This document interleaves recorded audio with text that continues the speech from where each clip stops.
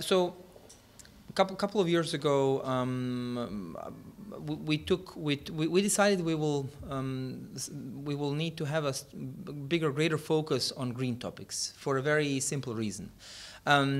Living in the Western Balkans, I come from Bosnia and Herzegovina, which is already a multi-ethnic, multi-religious country, and on a local perspective and on a national perspective of my own country, we have noticed that green topics, green activism, environmental topics as such, have a very strong bonding, unifying factor. What do I mean by this?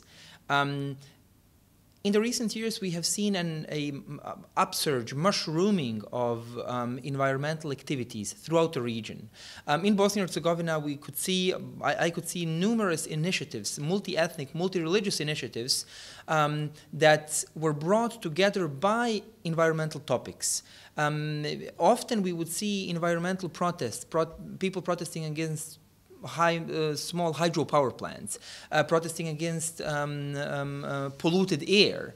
And in that sense, we have seen that people coming from different ethnic groups, different religious backgrounds, worked hand in hand in order to overcome these issues, problems that affect everyone equally. And the work of Balkan Forum is a regional one. So these regional problems that we do face in all of the countries of the Western Balkans do exist, especially on the regional level. If we speak about pollution, the air does not know any borders. Polluted air and the pollution travels across the Western Balkans from country to another country, even outside of the Western Balkans, and even pollutes the air in the European Union. So in order to kind of tackle this problem on a regional perspective that will have even repercussions not only in the 6 Western Balkan countries, but also outside of the region, Balkan Forum decided to bring together activists, civil society representatives, academia members, policymakers from the region in order to tackle some of the common problems for good and on a long-term basis.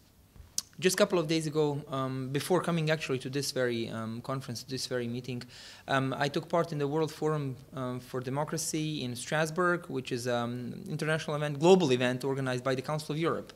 900 delegates convened from the whole world. And one of the key topics, key areas that we discussed was exactly security, not just for Europe, but for the whole world.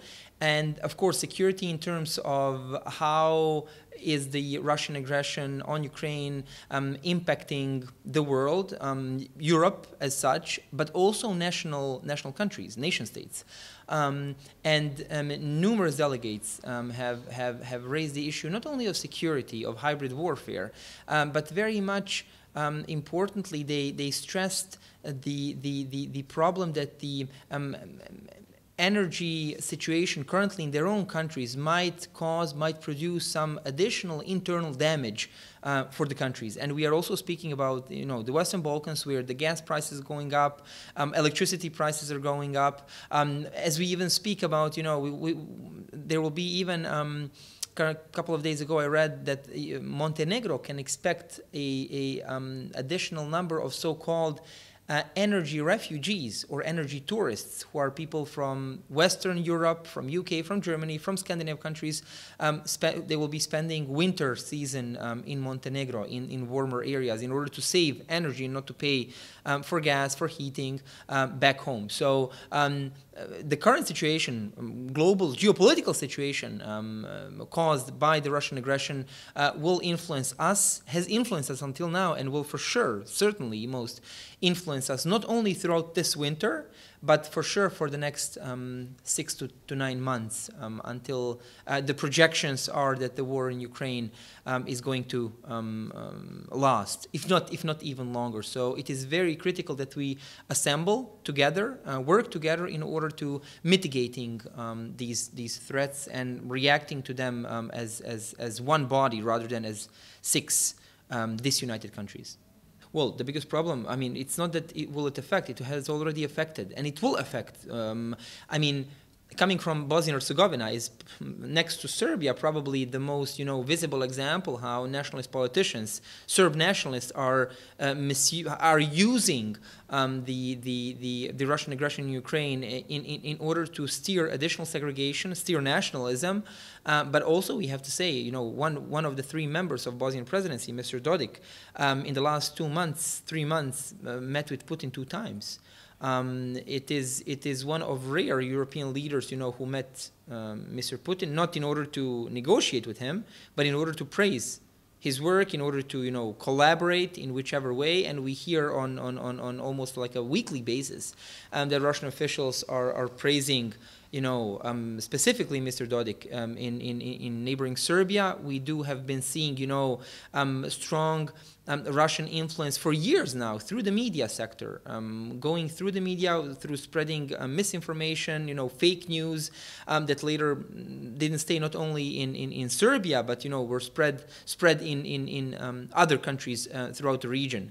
So currently speaking, Russia is a direct threat for the security not only of obviously Ukraine and not only of European Union, but very much of the Western Balkans, because Russian most loyal proxies are actually political leaders, nationalists in several countries in the Western Balkans. And I think this is something that taking into account our past and what happened in the last 25, 30 years in Bosnia and Herzegovina, but in other countries of the Western Balkans, we should be very cautious.